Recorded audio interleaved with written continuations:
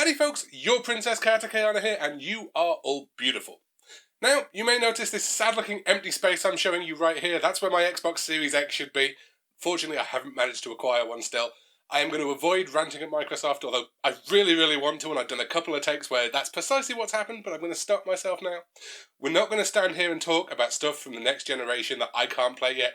We're going to take a look at something from a previous generation that I just never got around to. If you've been into video games for more than about 5 minutes, you have probably at least heard the name Suda51. An all-round video game oddball, and CEO of the developer Grasshopper Manufacture, and considered one of the great video game auteurs. Their games are usually trademarked by some fourth wall breaking, a very sexualized sense of humour, and quite frankly some weird design choices. And this brings me very neatly onto the topic of our video. I was originally going to look at a couple of the early Suda51 games, specifically No More Heroes 1 and 2. Problem though, I got 10 hours into No More Heroes 1 and I kinda hated it. However, rather than just toss the whole idea in the bin, I thought I'd jump in and take a quick look at No More Heroes 2. Largely because it was a Saturday, I script these things on a Monday and I didn't really want to rush through anything else. I'll be damned though, No More Heroes 2 is the perfect sequel. Now I'm not saying that No More Heroes 2 is a perfect game, but every single thing I disliked about the first game has either been refined, fixed, or just flat out removed in the sequel. It is a textbook example of how to improve upon an early concept. It may actually beat out Prototype 2 as my favourite sequel of all time. It absolutely gets what a sequel is supposed to do. So, before this introduction gets any longer on me, let's jump straight in and take a look at 5 ways in which No More Heroes 2 fixes the original.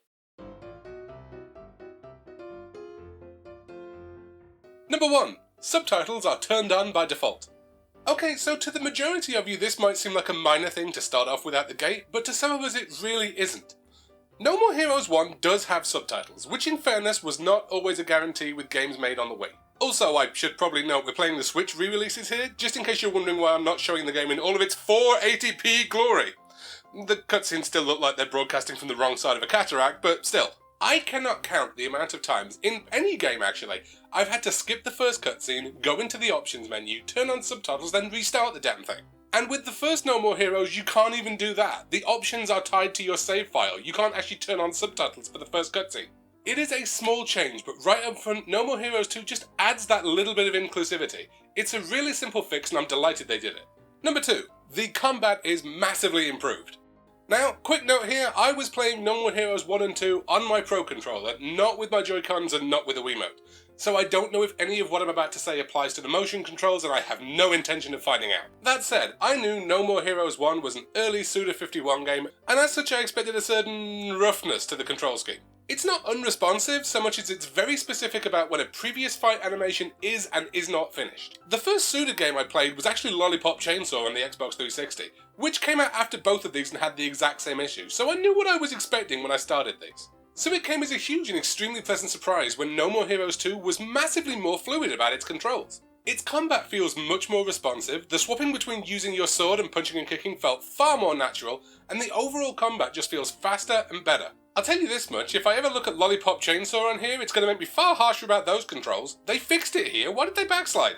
Anyway, from the very first fight, the controls here are just better, and it's one of the things that made me decide to keep going with the game and make this video. Kudos. Number 3. Far better minigames and no mission entry fees. So I'm aware it's practically become obligatory on my top 5s to have a cheeky double entry, but in this case the two topics are very much intertwined. In the first No More Heroes, you'll get asked to mow someone's lawn, pick up their trash, or one of another dozen or so inane minigames to earn some extra cash. This cash can be used to purchase item upgrades and cosmetics. Fair enough, that would be one thing.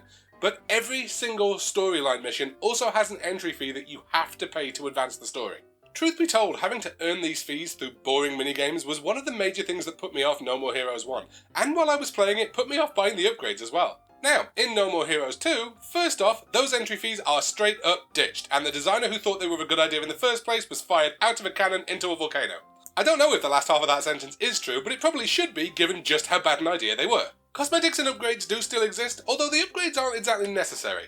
I got the minimum I could from finishing each minigame once, and I finished the story just fine. The minigames themselves though have taken a major step up. Each one is now its own little 8-bit style game, generally based around whatever the topic is. So here, where you're hunting bugs, you're doing your own little version of Pac-Man. It's awesome. Now, I will admit, they're not all winners, but they are so far above where the first game was, and what's better, they are all essentially optional. It's just a dramatic improvement. Number 4. No bullet sponge enemies and far better game difficulty overall.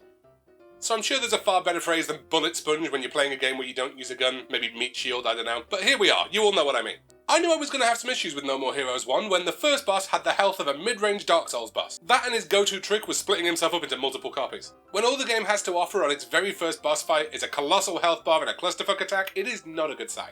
Then we have this boss right here, who in the last 10% of her health gains a hard-to-telegraph insta-kill attack that puts you right back at the start of her enormous health bar. I'm all for challenge, I'm a veteran of all of the Soulsborne games, but this just wasn't fun. Now, in fairness, No More Heroes 2 does have a couple of bosses with insta-kill attacks, but they're the last and I think the second last boss. They're both also easy to telegraph and very, very avoidable. And unless I can't think of one, none of the bosses actually have that absurdly large health bar either, even in the later stages of the game. I would even argue some of them are a little bit fragile. And yeah, in case anyone wonders, I was playing on the same difficulty setting in both games, so that wasn't it. Overall though, if I died in No More Heroes 2, it felt very much like it was my fault that I did so, as opposed to the first where I uttered that immortal cry of gamers dying everywhere. That was some bullshit.